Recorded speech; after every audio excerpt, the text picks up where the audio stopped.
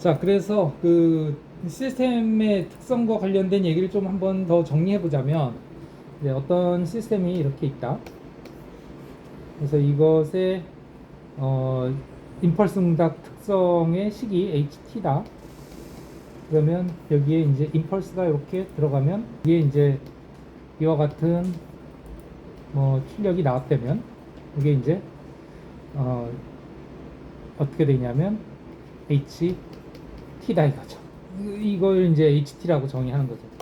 이렇게 임펄스를 넣었을 때 나오는 이 그 시간 응답 이것이 HT라고 정의를 하는 거죠. 그랬을 때 그러면 이것에 대한 스펙트럼을 보자면 이와 같고,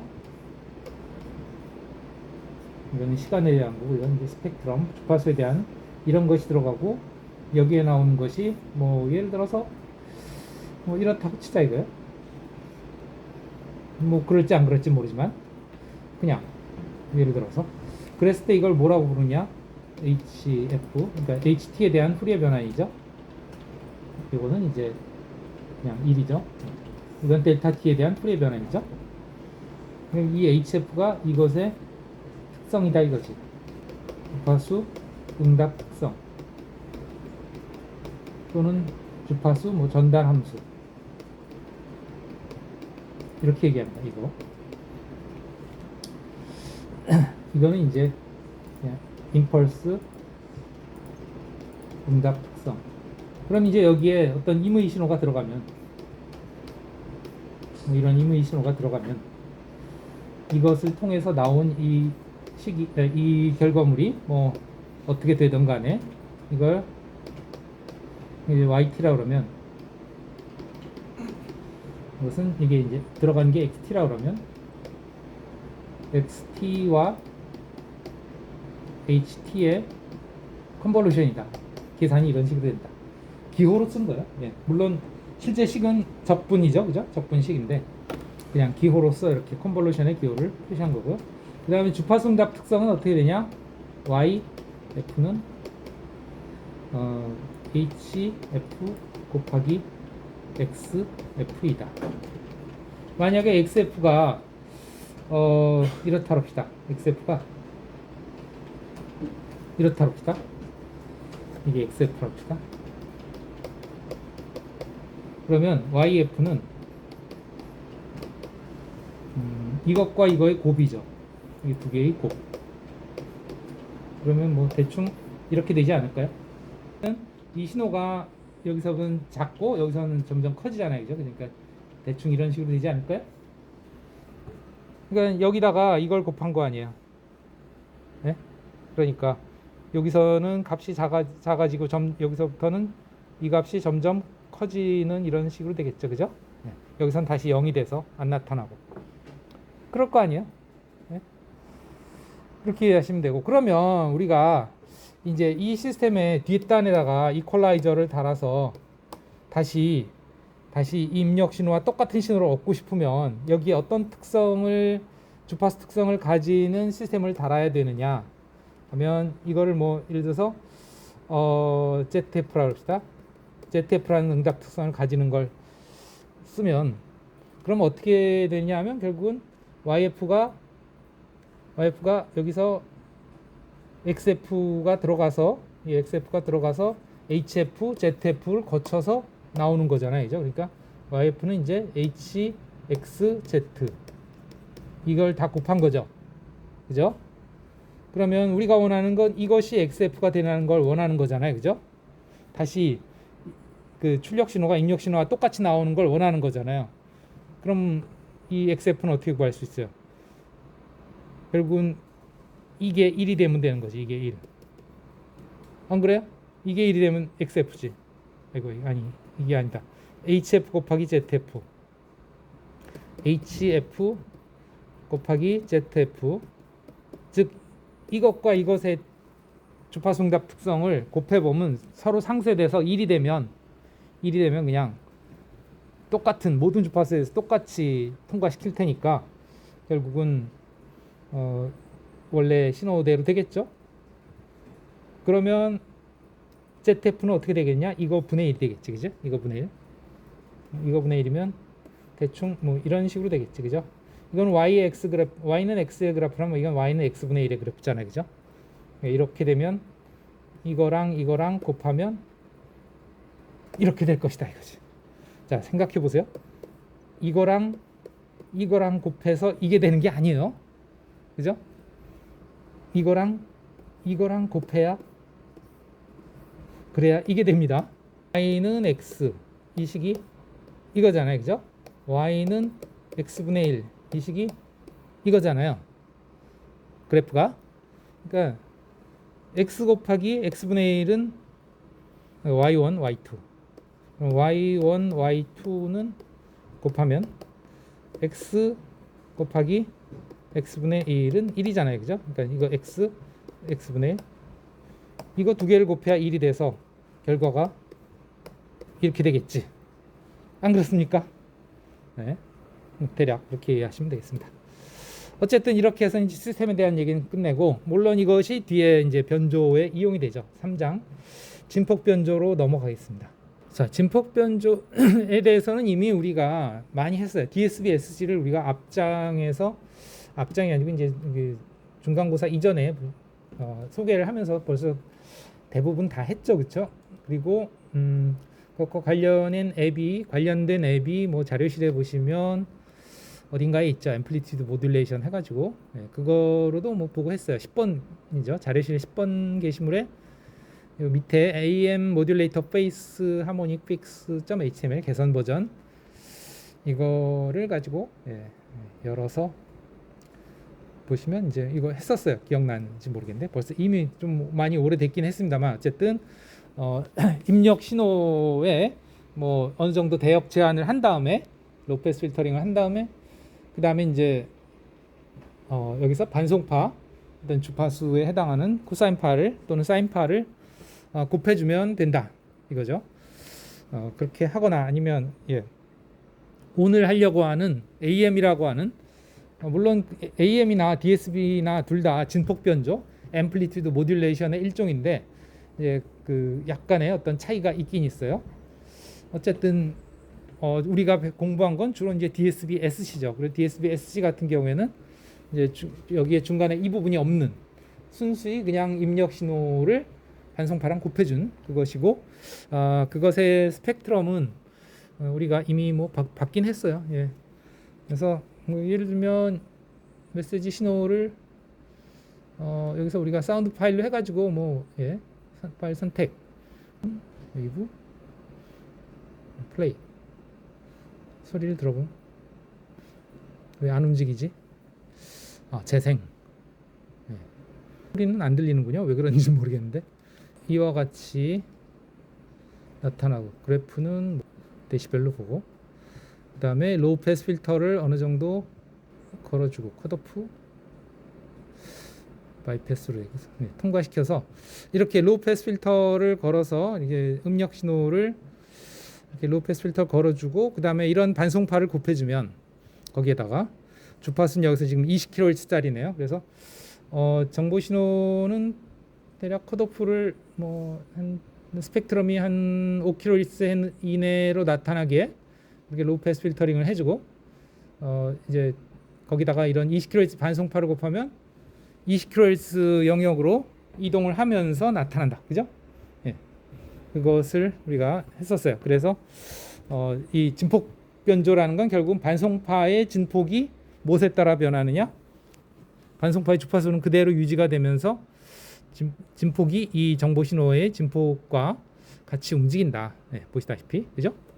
이 파형을 보시면 그걸 알 수 있죠. 그 다음에 파형과 스펙트럼의 관계. 스펙트럼은 원래 정보 신호의 스펙트럼이 이제 이 주파수가 이 반송파의 주파수 대역으로 옮겨가서 양쪽으로 나타난다.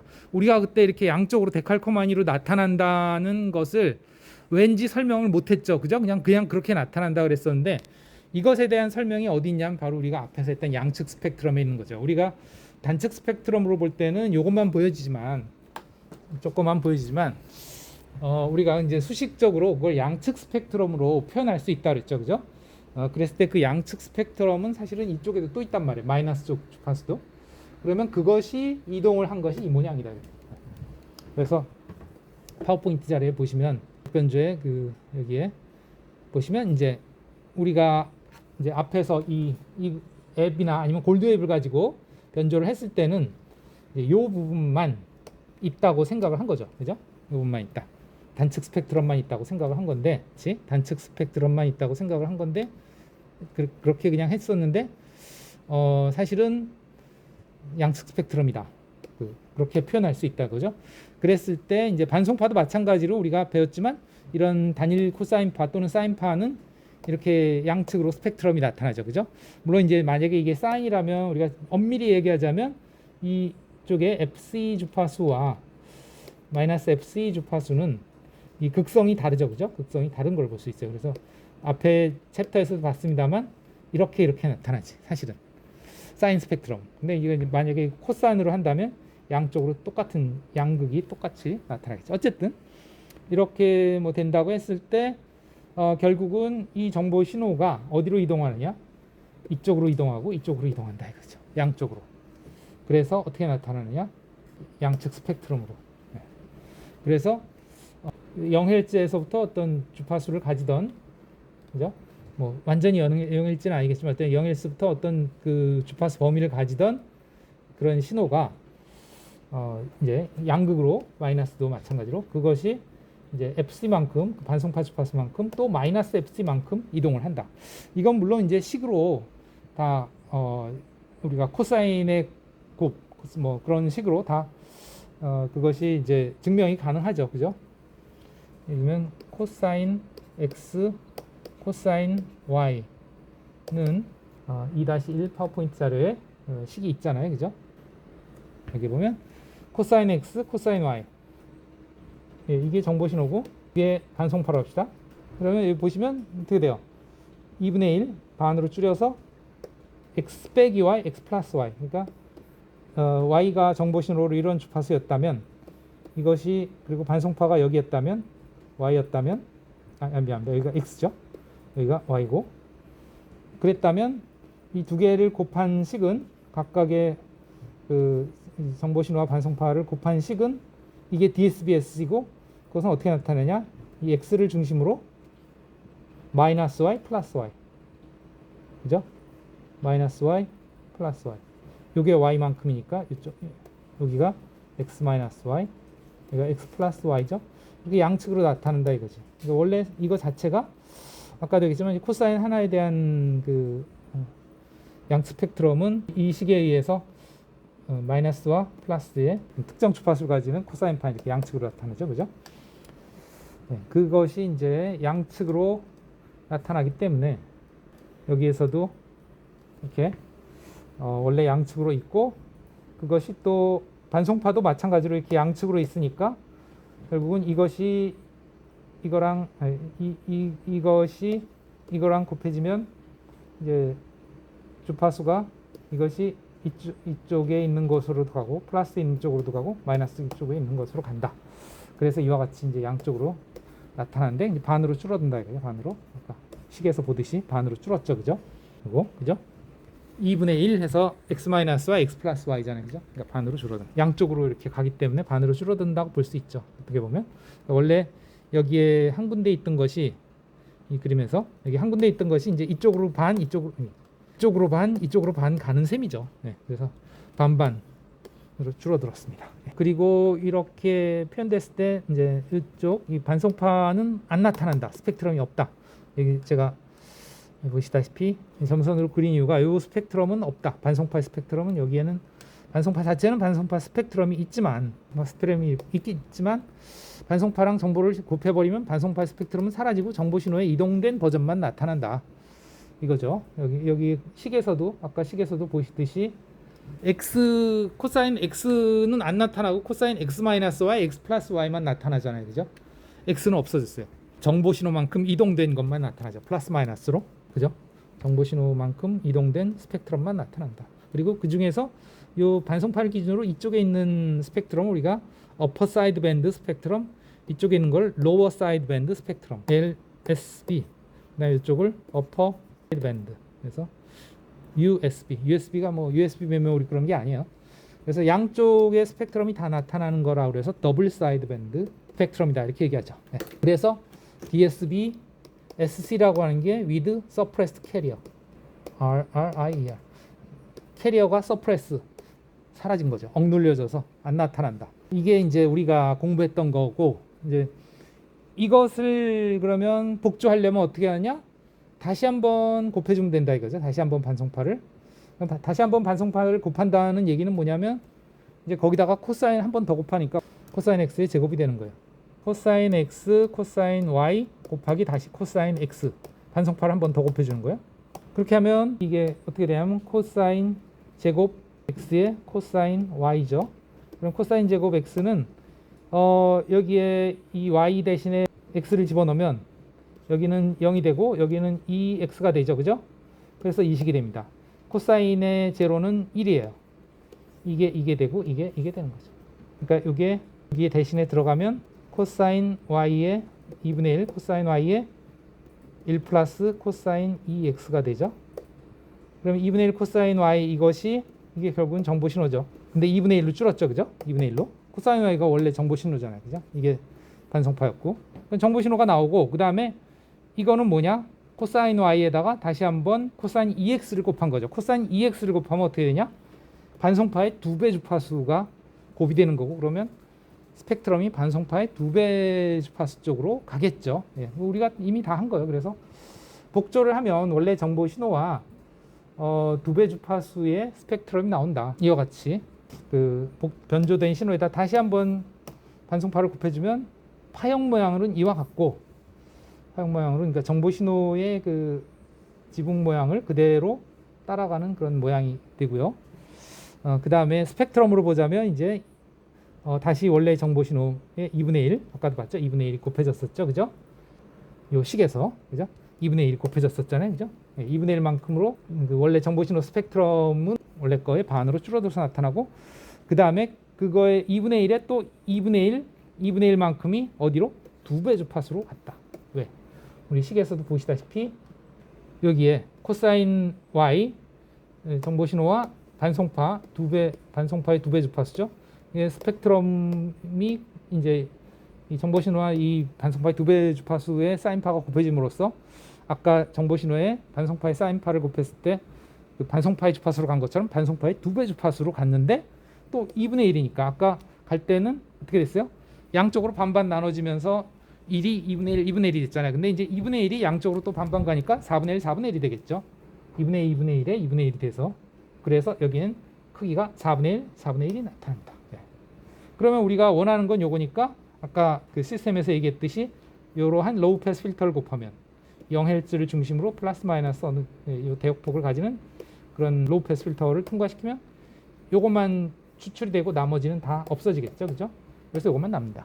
그래서 원래 정보 신호를 얻긴 얻되 크기는 반으로 줄었어요. 왜? 얘네들이 빠져나감으로써 그만큼 세력이 파워가 줄어드는 거죠. 이게 우리가 했었던 전통적인 일반적인 DSB SG라면 우리가 여러분들이 조립한 라디오에서 사용하는 AM은 그것과 좀 다르다 이거죠. AM은 어떻게 하느냐? 여기다가 이제 DC를 더하는 거죠. DC를 더하면 어떻게 되냐? 이와 같이 스펙트럼이 나타나거나 아니면 파형이 이렇게 나타나는 게 아니라 이것은 파형이 플러스 마이너스 왔다 갔다 하잖아요. 그죠? 이거는 이제 DC를 집어넣어서 전부 파형을 0 이상으로 만들어 봐요. DC를 추가. 그래서 여기 DC 레벨을 쫙 추가해 보면 쭉 올리면 어때요? 올라가죠, 위로. 쭉 올라갔죠, DC가. 올라갔고, 그러니까 여기 DC를 올리기 전에 파형은 플러스 마이너스 계속 왔다 갔다 했는데 DC를 올린 건 어때요? 계속 0 이상으로만 나타나죠, 파형이. 그잖아요? 그렇게 된 파형을 가지고 이제 DSB-S를 한다 이거지. 그것이 가지는 의미는 스펙트럼으로 보자면 이제 아까 보이지 않던 이런 그 반송파의 세력이 크게 나타나요. 왜냐하면 그만큼의 DC 성분이 여기 추가가 됐기 때문에 여기도 보시면 아까는 없었던 이 0Hz에서 이렇게 0Hz에서 스펙트럼이 쫙 선이 크게 나타나는 걸 볼 수 있어요. 여기 내가 DC 레벨을 줄여볼게요. DC 레벨을 줄이면 0Hz의 스펙트럼이 사라지죠. DC 레벨을 키우면 어때요? 0Hz의 스펙트럼이 쭉 생기는 거 보이죠? 그죠? 여기 0Hz 보라색이 쭉 올라옵니다. 그게 DC가 추가되는 거예요. 우리가 앞에서 배웠듯이 DC에 즉 신호가 이제 DC라는 거는 이제 그 시간 영역의 신호로 보자면 이거잖아요. 그냥 일정한 시간에 따라서 일정한 레벨 값을 올려주는 거죠. 그것이 스펙트럼 상으로 어때요? 그래서 0Hz에서 이렇게 쫙 나타나는 거죠. 그죠? 그 레벨이 나타나는 거죠. 추가돼서 여기에는 없는데 이 하늘색 신호에 옥색 신호에는 그게 없는데 여기에 DC 레벨을 키우면 이 보라색에는 이렇게 DC벨 0Hz에서 아주 큰 신호가 이렇게 쫙 나타나는 걸 볼 수 있어요. 여기 DC의 스펙트럼이죠. 어쨌든 그 DC의 스펙트럼이 더해지기 때문에 그것까지 DSP 변조가 되면 어떻게 되냐? 여기에 보시다시피 여기에 그죠? 이렇게 DC 성분에 해당하는 것이 어디로 옮겨가요? 이제 저쪽 그 반송파로 옮겨가서 반송파 스펙트럼이 나타나는 거지. 그러니까 결국은 반송파가 더해지는 거예요. DC를 추가함으로써 그걸 DSB-SC 변조하면 반송파가 추가되는 게 그게 AM이다. 그것이 가지는 장점은 이렇게 DC를 실어서 0Hz 이상으로 0V 이상으로 이렇게 올려버리면 이렇게 보면 이제 이게 DC를 추가한 신호 이고 여기가 0V니까 0V 이상으로 계속 나타나죠. 그러면 결국은 이 반송파의 크기의 변화도 요 레벨 변화가 요걸 그대로 따라가기 때문에 계속 0V 이상의 걸로 이렇게 다 레벨의 변화가 이렇게 나타나요. 똑같이. 일시정지를 어떻게 하나? 일시정지 예, 이렇게 되면 보기 좋죠. 그래서 이렇게 로패스 필터링을 해서 DC 실어준 이것이 계속 0V 이상으로 나타나고 이 반송파의 레벨의 변화도 계속 그 0V 이상의 그 정보 신호의 레벨과 똑같이 따라가죠. 그죠? 그래서 이걸 가지고서 복조하기가 되게 쉬워진다 이거예요. 그래서 아까 DSB-SC는 어떻게 했냐면 수신기 측에서 반송파를 한 번 더 곱해줬어요.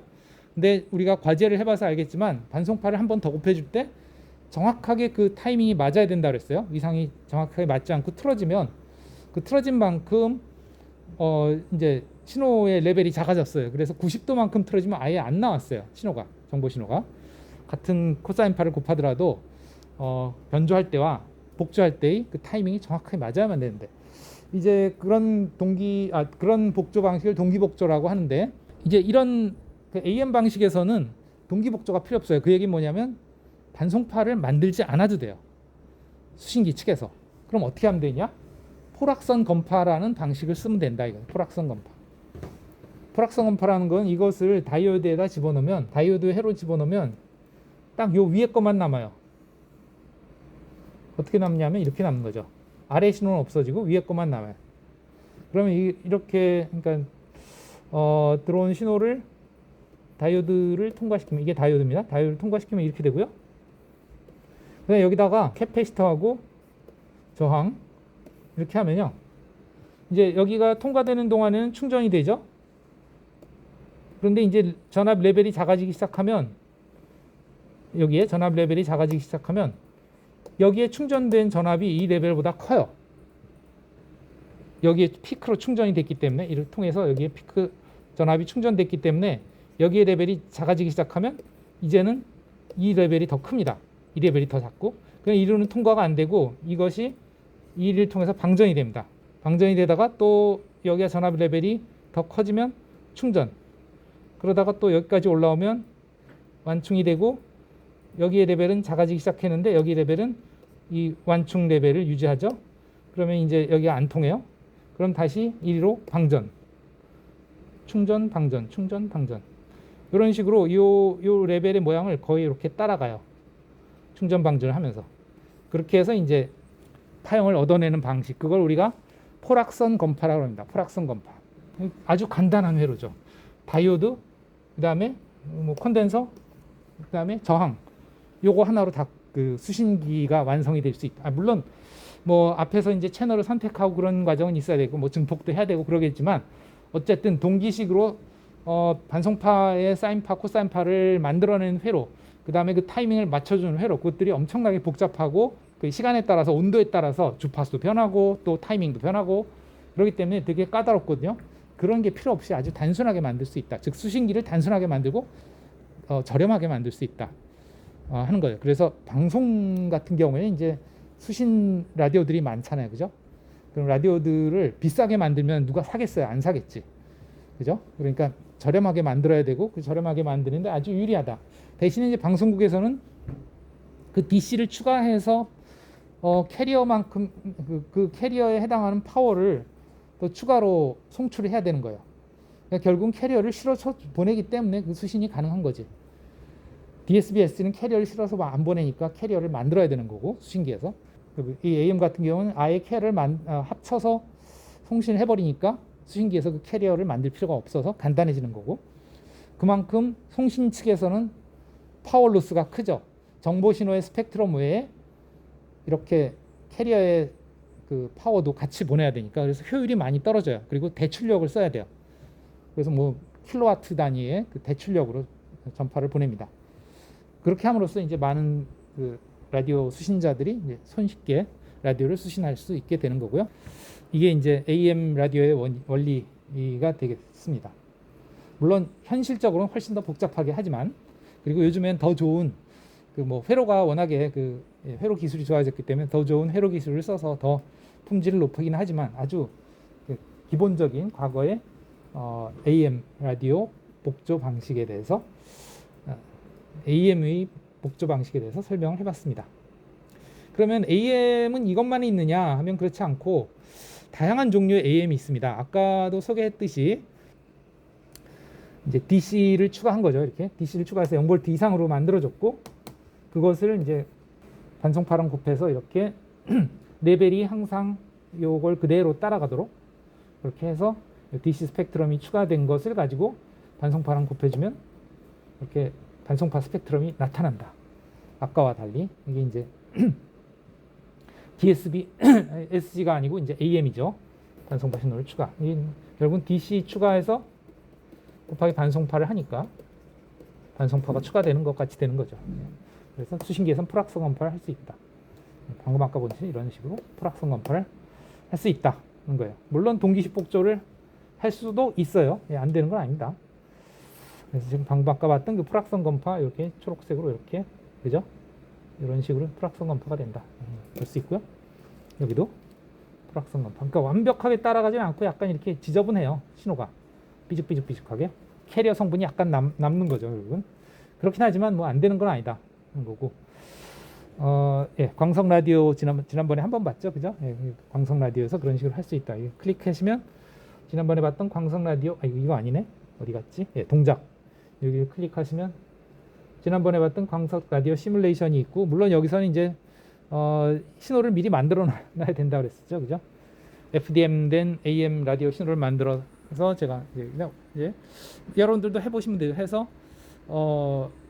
해보시면 이제 대충 스펙트럼이 대략 뭐 한 100kHz 내외로 이렇게 그 FDM을 해서 집어넣어 보면 그 중에서 내가 이제 여기에서 특정 주파수 대역을 뽑아내는 밴드패스 필터링을 하고 그 채널을 선택해서 아까 봤던 밴드패스 필터를 통해서 특정 채널만 뽑아내고 그것을 이렇게 풀악성 검파를 해서 스피커로 듣는다.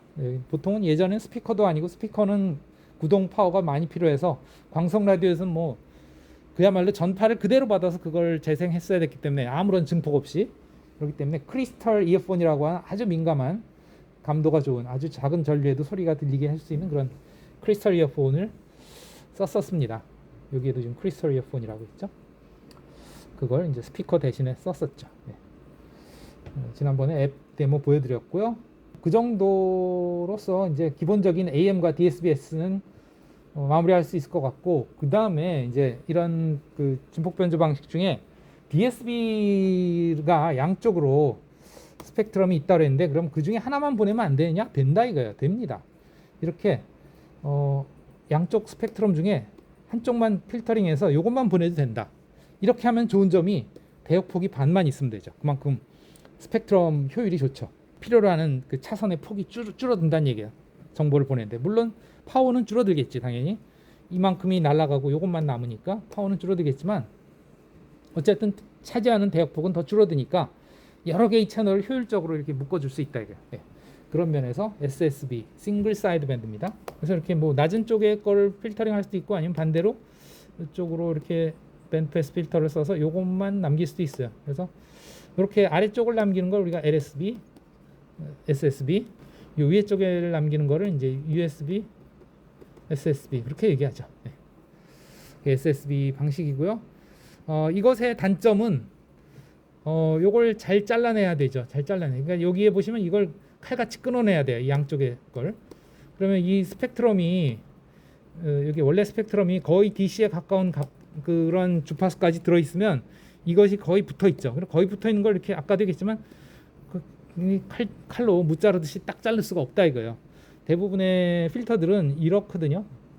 이런 식으로 되다 보니까 칼같이 잘라내기가 쉽지는 않아요. 그래서 만들기가 쉽진 않죠.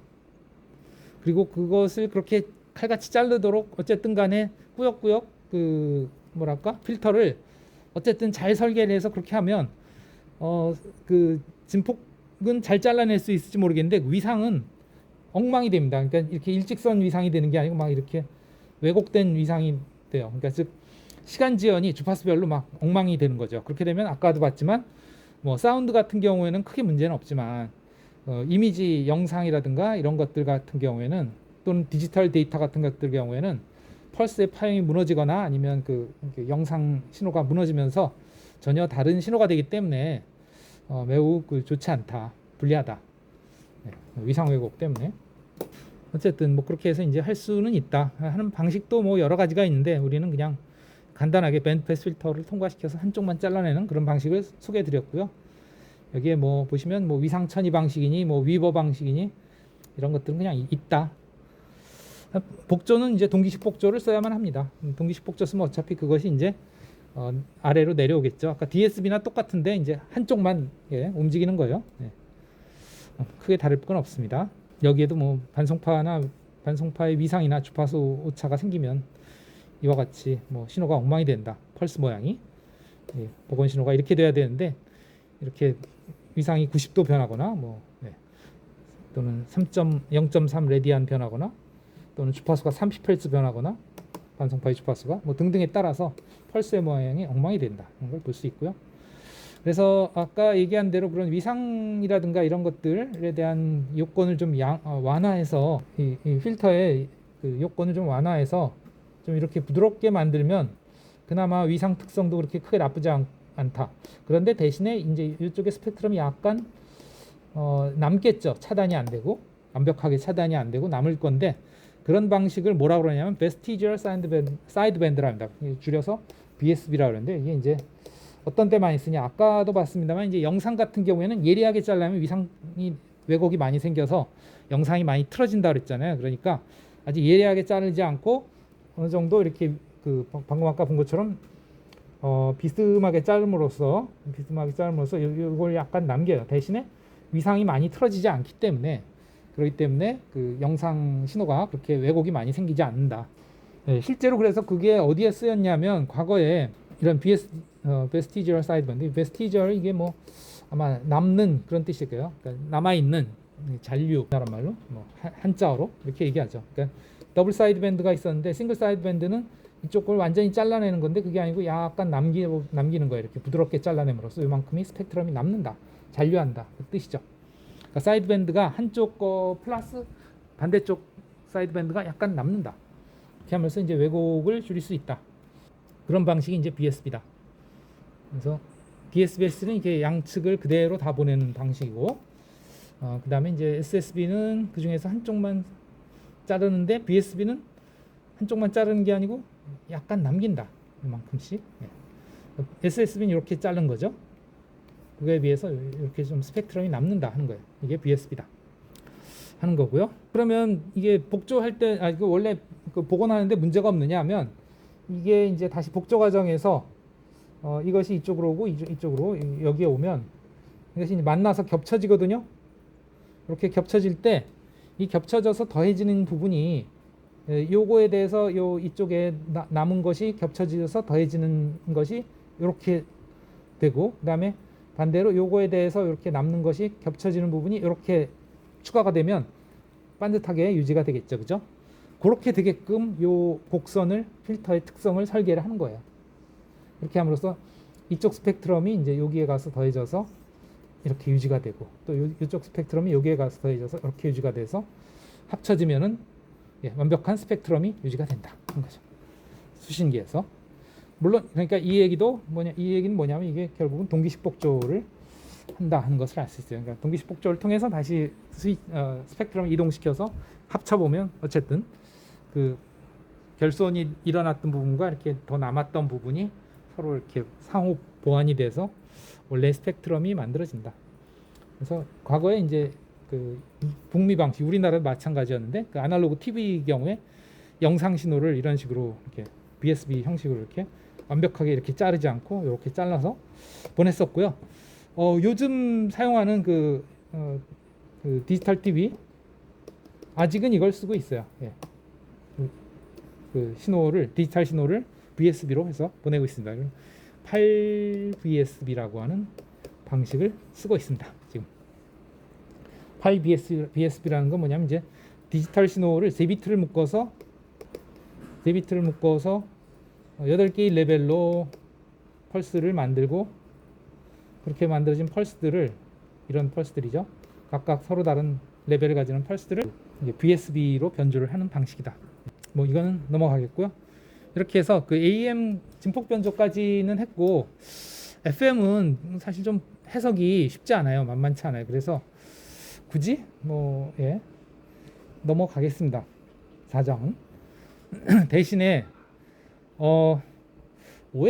OFDM에 대해서 그리고 QAM에 대해서 지금 최신으로 가장 많이 쓰이고 있는 그런 변조 기법들이죠.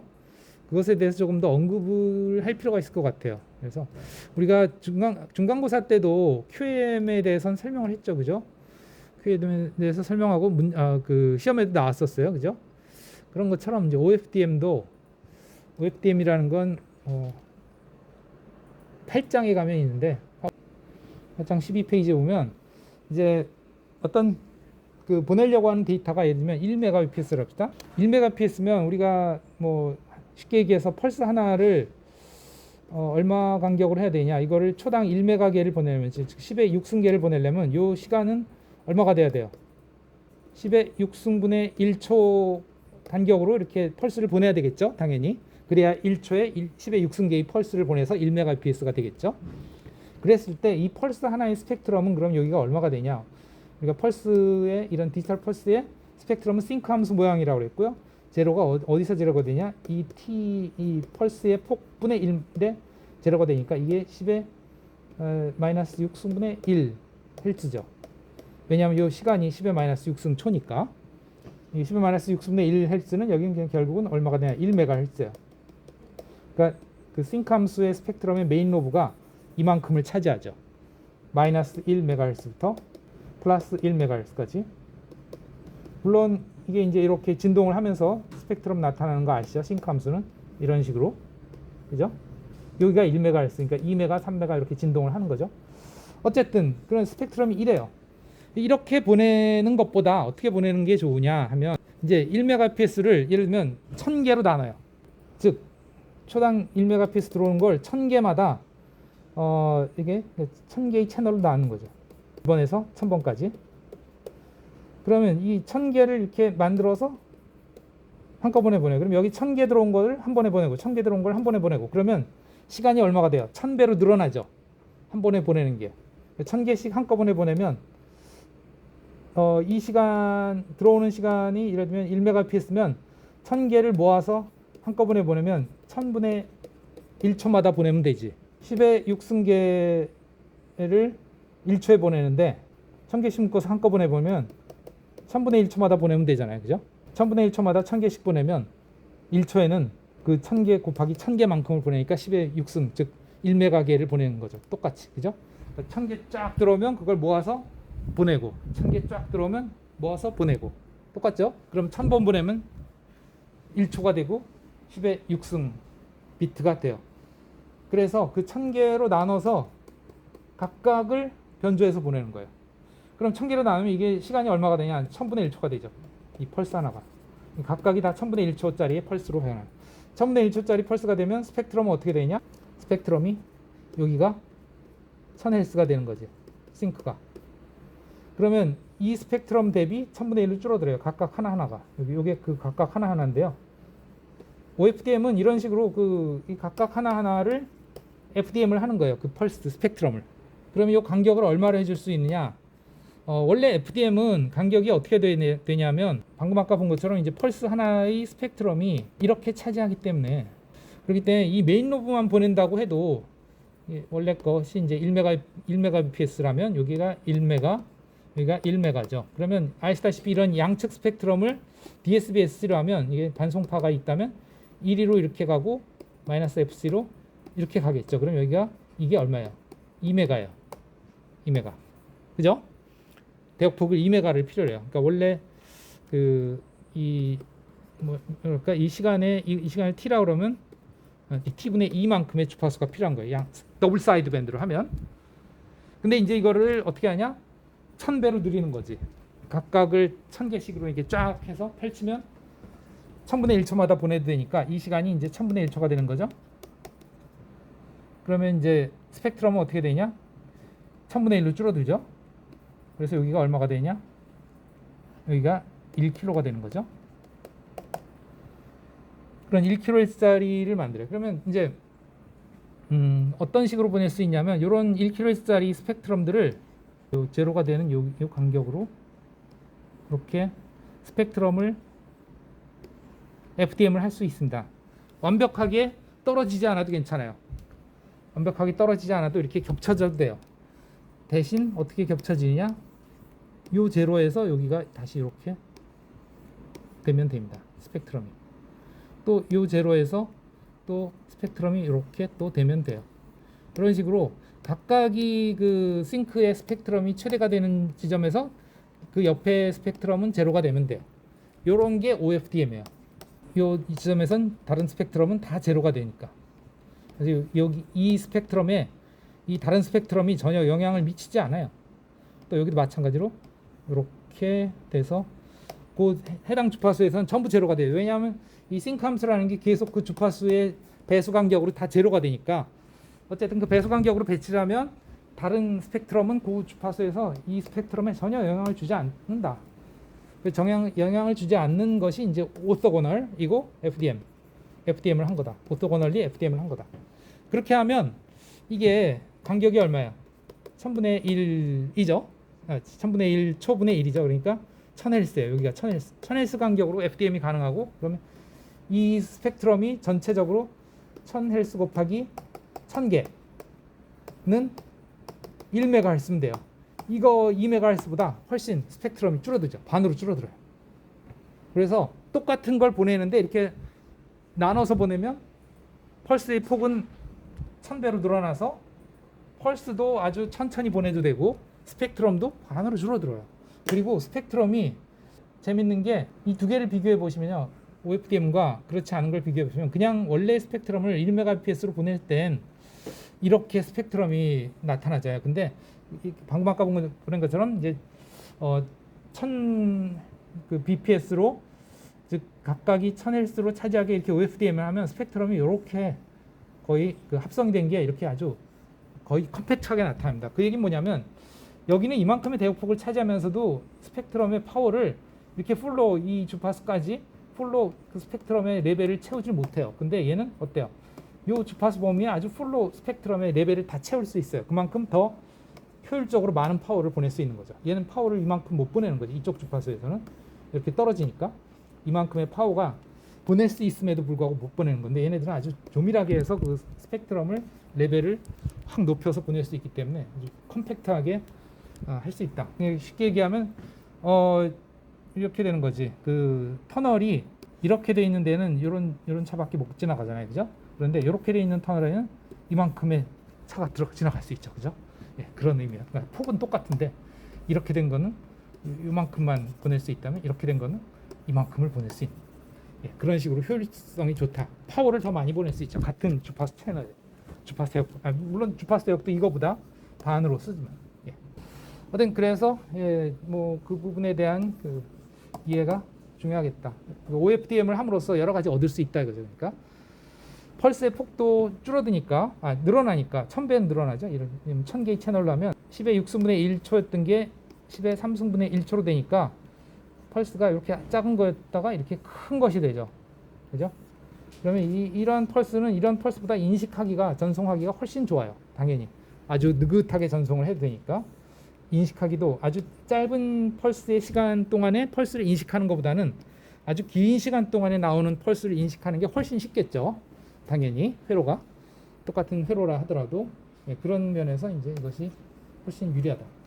펄스의 폭이 늘어나서 인식하기도 좋고, 그 다음에 주파수도 컴팩트하게 이용이 되고, 그 다음에 그만큼 그 스펙트럼 효율도 높일 수가 있고, 여러 면에서 좋다.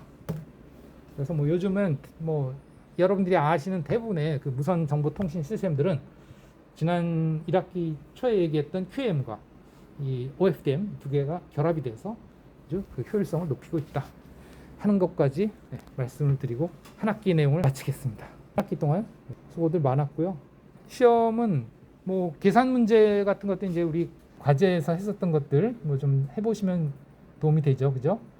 그런 것들에 대해서는 비슷하게 이제 많이 나올 거고, 특히 이제 주의해야 될 게, 예를 들면 노이즈를 계산을 하는데 화이트 그 더멀 노이즈가 있다 치자요. 그러면 이렇게 더멀 노이즈는 모든 주파수에 거의 일정하게 나타나죠. 그럼 예를 들어서 이게 이제 1MHz에 당 뭐 예를 들어서 마이너스 100dB다, dBm이다. 근데 이제 채널을 20MHz 채널을 쓰려고 한다. 그럼 이 20MHz 채널의 노이즈는 얼마가 되겠느냐 이거죠. dBm으로 따지면. 그러면 지난번에도 강조했습니다만 이거는 절대로 1MHz가 100dBm이니까 마이너스 100dBm 곱하기 20MHz가 아니다. 곱하기 20이 아니다. 1MHz당 이거니까. 이거 아니다. 이거죠. 데시벨은 항상 데시벨 계산을 해야 된다. 그럼 1MHz가 20MHz가 되면 20배가 늘어나는 거잖아요. 20배는 13dB죠. 그죠? 그러니까 마이너스 100dBm이 플러스 13dB를 하면 마이너스 87dBm이 되겠죠. 절대로 곱하기 20해서 마이너스 2000dBm이 아닙니다. 이상한 거 하면 안 돼요. 네, 이런 식으로 주의해 주시고, 그 다음에 이제 신호대 잡음비도 뭐 신호가 뭐 예를 들면 dBm으로 주어지고, 예를 들면 뭐 마이너스 10dBm으로 주어지고 노이즈가 마이너스 뭐 80dBm으로 주어졌다. 그랬을 때 채널 용량을 구할 때 뭐 1 플러스 n분의 s 로그 2에 뭐 w 구할 때 이거 집어넣으면 안 되는 거 아시죠? 이거를 미리와트나 이런 걸로 바꿔서 여기다 집어넣든지, 아니면 이 n분의 s가 워낙 크면 그때 계산식이 이 부분이 이 로그 2에 이 부분이 3분의 그냥 이 dBm 마이너스 10 더하기 80 이렇게 계산이 된다고 그랬죠? 그죠? 그거는 우리 자료실에도 있습니다. 계산 그 과정을 풀어서 제가 유도는 해놨으니까 뭐 결과만 갖다 써도 되긴 되겠죠. 식의 이거 그죠? 로그 2의 1 플러스 n분의 s는 신호대 잡음비가 꽤 크다는 가정하에 3분의 dBm으로 신호 빼기 잡음 해도 된다. 거의 비슷하다. 완벽하진 않지만 그런 계산식을 이용할 수 있겠고, 그래서 계산기는 쓰지 않는 범위 내에서 이런 식으로 또 우리가 배율에 대한 dB, 또 1, 2, 3, 4 정수 dB에 대한 그 배율 이런 것들은 어느 정도 숙지를 하고 있는 게 좋다. 또는 그걸 유도할 수 있는 게 좋다. 뭐 유도 방법은 우리가 해봤죠, 그죠? 다 플러스 마이너스로 또 곱하기 나누기로 해서 했었어요. 네, 여기까지 마치겠습니다. 그래서 뭐 계산 문제도 있고 또 뭐 개념 문제도 있고, 그 다음에 파형이나 스펙트럼 그리는 문제들도 많이 나오죠. 우리가 1학 중간고사도 했었지만 우리가 이후로도 여러 가지 그 어떤 처리 과정이라든가 이런 거 오늘도 많이 했어요, 그죠? 그 뭐 풀이하면서도 많이 했고, 또 신호의 성질에 대해서 하면서도 많이 했잖아요, 그죠? 그런 것들에 대해서 이제 뭐 식에 대한 스펙트럼 또는 파형 또는 뭐 어떤 과정에 대한 스펙트럼 파형 이런 것들 한 번씩 봐주시기 바랍니다. 네. 시간이 많이 지났으니 마칠게요. 진짜로 마치겠습니다. 수고들 했습니다.